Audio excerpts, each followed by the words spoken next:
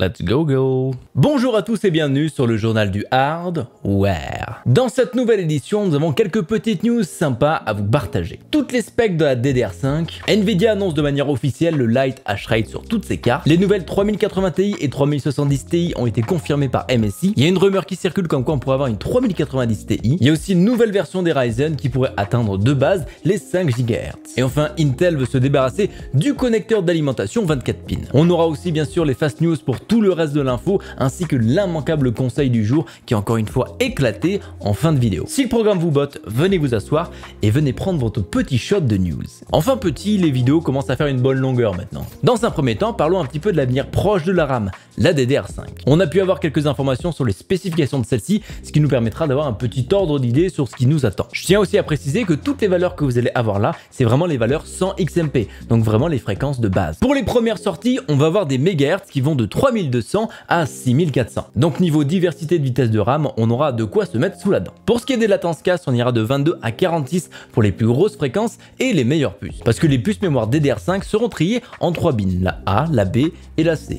La A étant celle avec les meilleures performances et la C, celle avec les pires performances. Pour la bin C, on aura un casse entre 28 et 56 et la bin B, ce sera un petit peu entre le A et le C. Après pour l'instant ça veut pas dire grand chose, on se rappelle de la DDR4 qui était annoncée à la base dans sa spécification pour 3200 MHz avec un CL de 20 et aujourd'hui on est avec un CL de 16 grâce à l'XMP et à d'autres petites choses. Donc ça reste possible que pour la DDR5 on ait des casse latency qui soient en dessous de ce qui nous a été présenté ici. D'ailleurs l'XMP sera aussi disponible sur ces RAM en DDR5 mais par contre ça va désactiver la correction d'erreur. Après à la limite c'est pas très grave ça, quand on joue ou quand on fait des choses assez similaires on n'a pas besoin forcément de correction d'erreur, mais pour les opérations qui nécessitent beaucoup de stabilité, typiquement les opérations professionnelles, c'est toujours mieux d'avoir de la correction d'erreur pour assurer de la stabilité supplémentaire. Donc bon, ça a surtout de l'intérêt pour les professionnels. Concernant la capacité de ces mémoires, on ne trouvera pas de barrettes en dessous de 8 Go. Par contre, un petit peu bizarre ici, parce que outre les barrettes de 8, 16, 32 et 64 Go, on va retrouver aussi des barrettes de 24 Go. C'est bizarre parce que d'habitude, on voit pas ce genre de nombre, ça passe de 16 à 32 Go directement,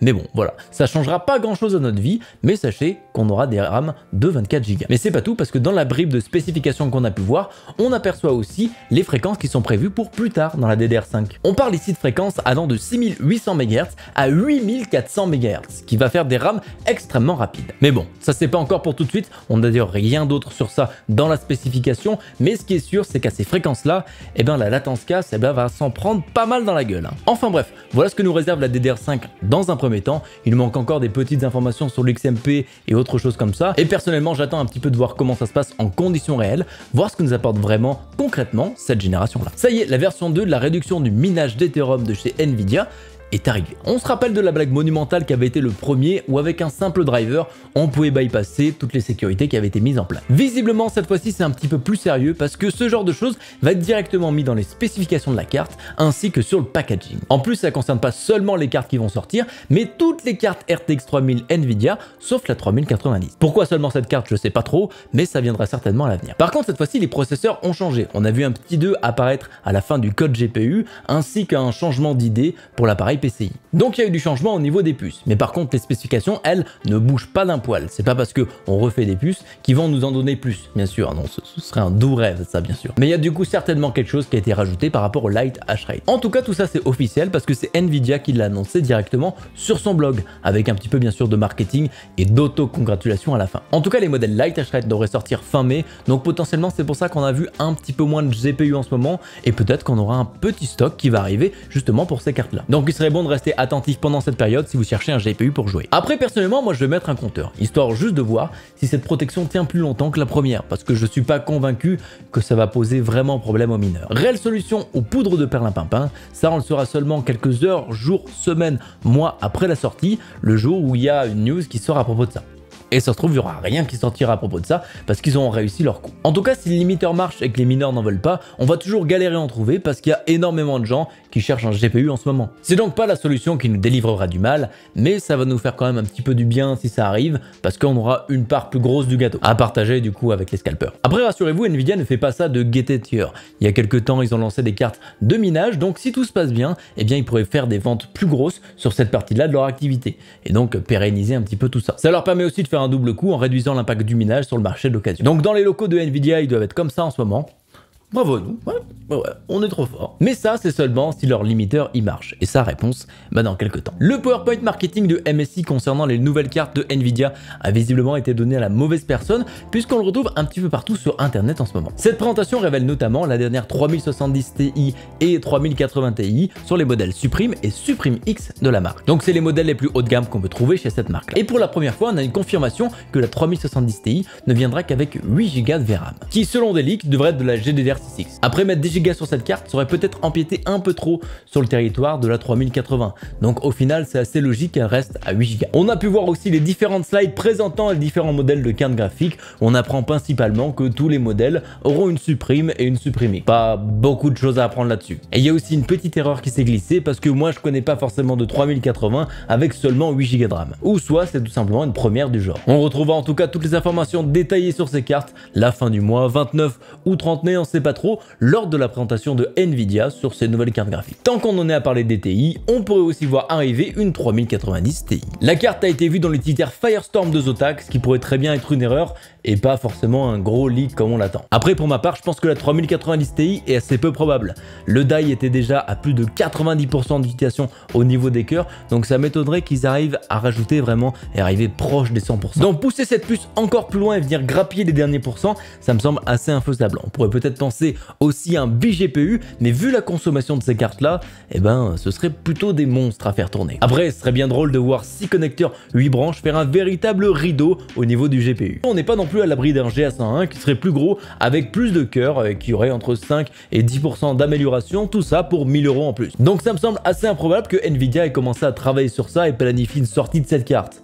En tout cas de mon point de vue. Nous n'avons pas encore eu les APU et les modèles 4 cœurs des Ryzen 5000 qu'on a déjà un refresh qui arrive. En effet, selon Patrick Schur sur Twitter, des nouvelles versions des processeurs AMD 5950X et 5600X pourraient faire leur apparition. Donc potentiellement ici des versions XT comme on a pu un peu le voir sur la Ryzen 3000. Et attention, tenez-vous bien parce que ça décoiffe. 100 MHz de gagné pour le 5950X et absolument rien pour le 5600X.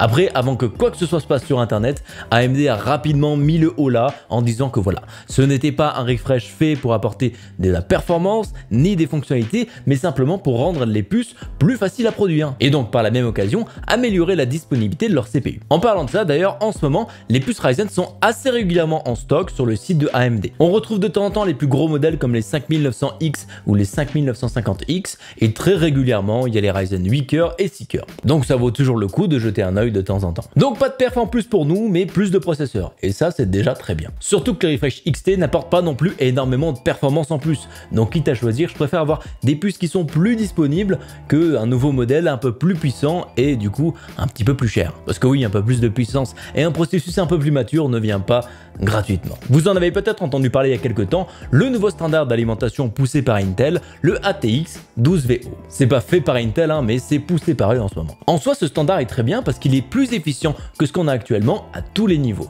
Mais par contre, il a un gros problème pour les constructeurs de cartes mères. Il a un connecteur différent et surtout, la conversion du 12 volts doit être faite par la carte mère et non pas comme avant par l'alimentation. Ce qui rend du coup la conception d'une carte mère plus complexe encore. Pour le moment, visiblement, les constructeurs de cartes mères et d'alimentation sont très réticents quant au fait de vraiment s'investir dans ce projet-là. Donc bon, autant dire que les prochaines générations de Intel, ce ne sera pas un connecteur qui sera extrêmement répandu. Visiblement, on va le voir un petit peu sur l'entrée de gamme, comme sur la H610 très certainement, et chez des intégrateurs de système tels que Dell qui vont faire ce genre de mouvement. L'inconvénient majeur de tout ça, c'est que si jamais vous voulez vous-même changer vos composants et que ce standard ne devient pas du tout standard, ça va être très compliqué. On va devoir changer à la fois la carte mère, l'alimentation et le CPU si vous voulez changer ce genre de choses. Donc à voir si tout ça devient standard à l'avenir. Le plus chiant, ce serait que les deux standards continuent de survivre et que du coup, on aurait besoin de bien choisir sa carte mère et son alimentation pour être sûr que les deux soient compatibles. Qui va du coup forcément mener à des situations un petit peu cocasses pour ceux qui montent un PC la première fois et qui font pas trop attention. Parce que du coup, ici, un simple adaptateur ne marchera pas. Il faut quand même convertir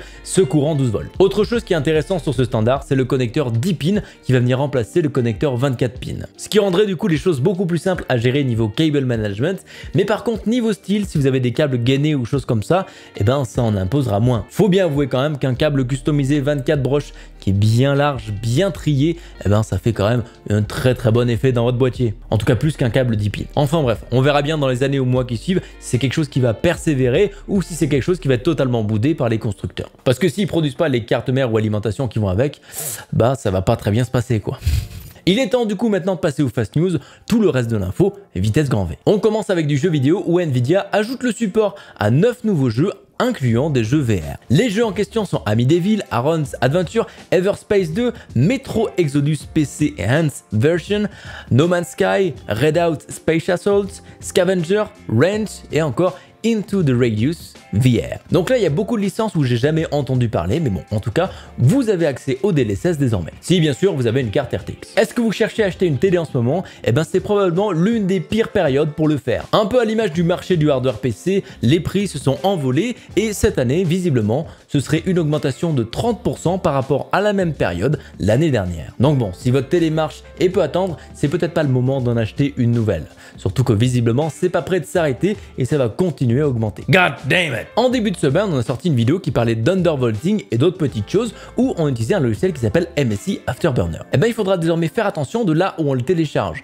parce qu'il y a des sites qui sont arrivés qui reprennent le design de MSI et qui vous permettent de télécharger Afterburner mais avec tout un tas de malware à l'intérieur. Le site officiel quant à lui n'est pas compromis donc faites bien attention quand vous le téléchargez d'être sur www.msi.com et pas du tout autre chose. Bonne nouvelle pour les fans de Gundam qui ont vu les cartes graphiques Asus ROG Gundam sortir en Chine mais pas en Europe, et bien visiblement elles arriveraient rapidement chez nous. Elles ont été aperçues pour l'instant sur des fiches de top achat qui référencent une RTX 3080 et une RTX 3090 avec ces couleurs là. Après bien sûr comme c'est des modèles rares en Europe et avec la pénurie actuelle, et bien ces cartes vont coûter très cher, 1699 € pour la version 3080 et 3099 € pour la version 3090. Donc autant dire que c'est pas à la portée de toutes les bourses et il faudra être vraiment fan pour s'offrir cette carte graphique là. On finit avec une petite nouvelle de AMD et son super résolution parce que ce 20 mai, ils ont rendu public leur brevet concernant AMD Gaming Super Résolution. Bien qu'il n'y ait pas d'image attachée à ce brevet là,